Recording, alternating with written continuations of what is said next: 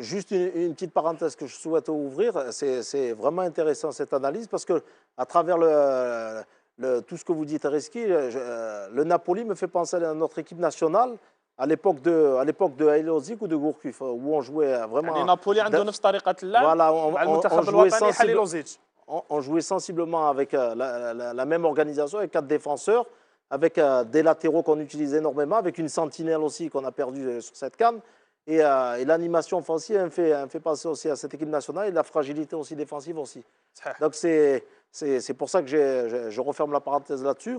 Ça me fait vraiment passer à notre équipe nationale. Après, pour Roulem et Danielo, la clé du match ne va pas se faire uniquement sur les côtés, mais je pense que je vous ai dit précédemment, le rôle clé sur ce match, ça va être sur les individualités telles que Ronaldo. Si Ronaldo et Benzema sont capables de combiner dans les 30 mètres de Napoli, ils vont être certainement en danger imminent parce que je pense que le fait que Napoli déserte son poste, notamment dans les couloirs, parce qu'ils attaquent énormément par les couloirs. On l'a vu par les stats où Roulem centre énormément et est capable de donner des bases décisives. Donc Zidane peut exploiter ces faiblesses de Napoli pour les contrer dans leur dos. Et ils sont capables de le faire. Parmi les points faibles de cette équipe de Naples, c'est la transition défensive. Exactement. Lorsqu'on participe, soi-disant, ils attaquent avec un nombre énorme de joueurs, mais dans la transition défensive, là, il a un problème, surtout avec le Real. Qui a des attaquants très rapides. Voilà, c'est là la difficulté de jouer avec un seul récupérateur, vraiment dans un rôle défensif, avec 2 latéraux qui montent beaucoup.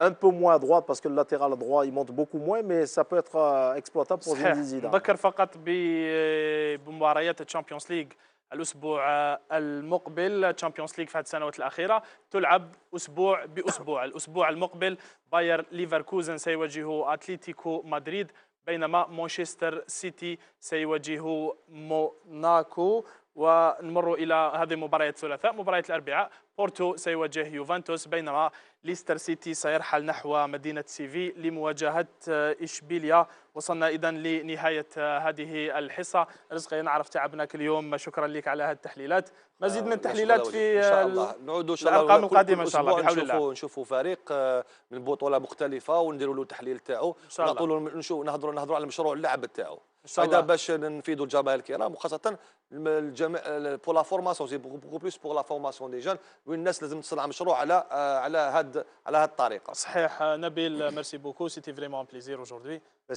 C'est moi qui vous remercie pour votre invitation et je suis content de retrouver mon ami Reski. Réciproque, Nabil.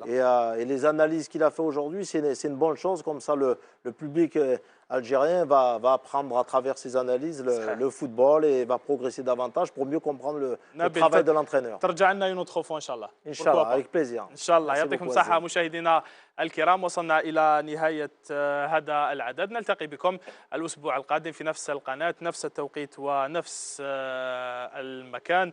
قناتكم قناة الجزائرية. نترككم فقط مع فيديو للجزائري وسيم بن سليمان تشاهدوه مع بالوتيلي النجم الإيطالي. إلى اللقاء مشاهدينا، كما قلت نلتقي بكم الأسبوع القادم.